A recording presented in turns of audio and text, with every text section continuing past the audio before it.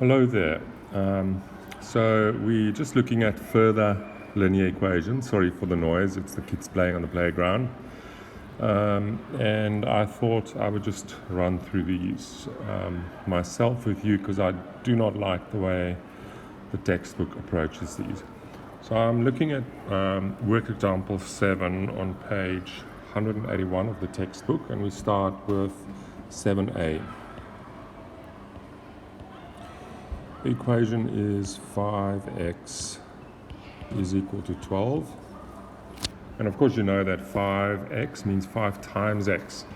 Now to isolate the x, which is already on the left-hand side of the equation, we need to do the opposite of times, or 5 times. So you're going to divide both sides by 5, which we can also write as over 5.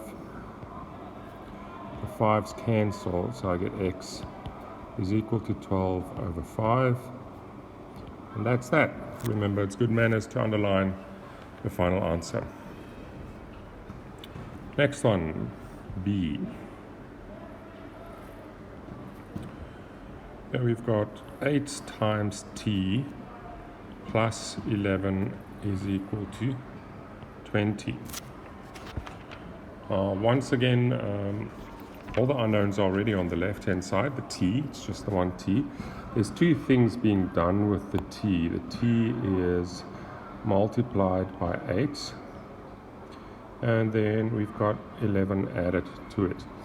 Now, normally we do calculations in the order first brackets, then indices or exponents, then division, multiplication, addition, and subtraction. When solving equations, we start from the bottom because those are the easiest to get rid of. They're kind of the weakest. So we start with subtraction and addition. We get rid of those first and we work upwards. So in this case, we will get rid of the plus 11 first, and we will do that by subtracting 11 both sides of the equation. 11 minus 11 is nothing, so on the left I just get 8t. When I say on the left, I mean on the left of the equal sign, and then 20 minus 11 is 9. Now I've got 8 times t, and I want to get rid of the times, so I'm going to divide by 8 both sides of the equation to keep it equal. So I have t is equal to 9 over 8. Easy peasy. Right, next, let's do C. C looks a bit more interesting. A little bit more. In C we have 12 is equal to 4 brackets n minus 3. So in this case, our unknown is on the right-hand side, the n, right-hand side of the equal. And remember, once again, between the 4 and the bracket, there's a times. Here we've got to be careful because we cannot get rid of the minus 3 first.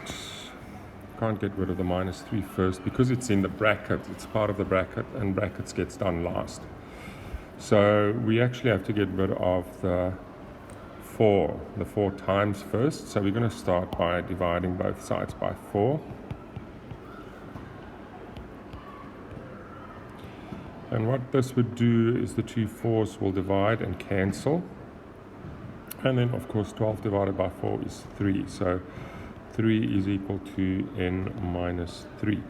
Since we've cancelled the 4 in front of the bracket and there's nothing before or behind the bracket or no exponent, the brackets are not necessary anymore and they can fall away. So the last thing to do is just add 3 to get rid of the minus 3. So we get 6 is equal to n. And it's perfectly valid to leave it like that. Some people prefer to always swap it so that the n is on the left or the unknown, but that's up to you. Personal taste. I sometimes do it the one way, and sometimes the other way. Right, then lastly D. 4 times x minus 2 divided by 3 is equal to 5. We have to remember here that the fraction line includes invisible parentheses, or brackets, so there's brackets there. So I cannot get rid of that minus 2 all the times 4 first. I actually have to get rid of the divide by 3 first. So we're going to start by timesing both sides by 3. And notice this is 3 is always 3 over 1, so I times the numerator, not the denominator. So times 3 over 1. And then this actually becomes 3 over 3, or we can say the 3 divided by the 3, so that we're left over with 4x minus 2. And once again, since there's nothing before or after the brackets can fall away, is equal to 15.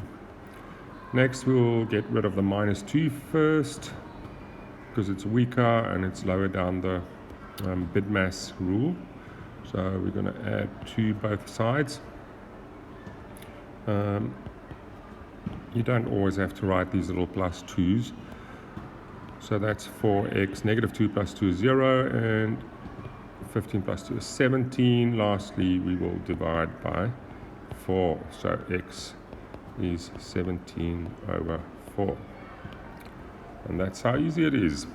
Have fun with this. See you later. Bye.